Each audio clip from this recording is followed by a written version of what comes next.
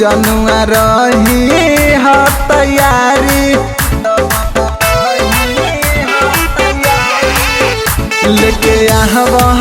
ताने गारी जनुआ रही हा तैयारी संगही में गंगा नहाई गे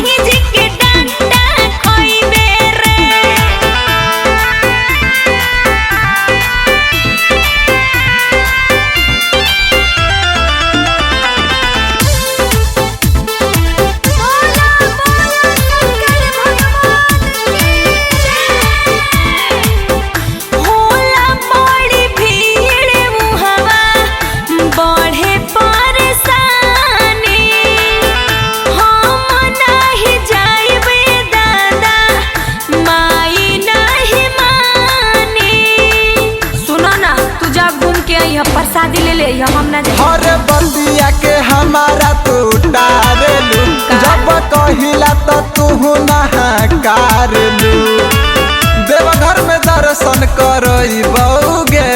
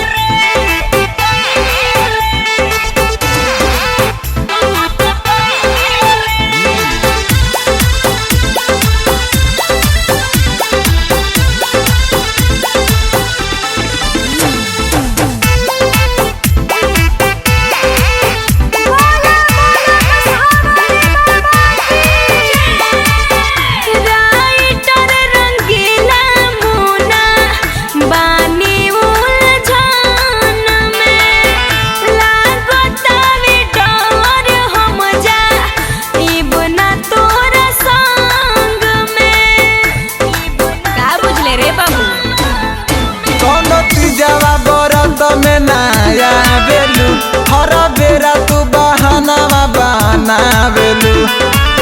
जीतक संगे लेके जइबौगे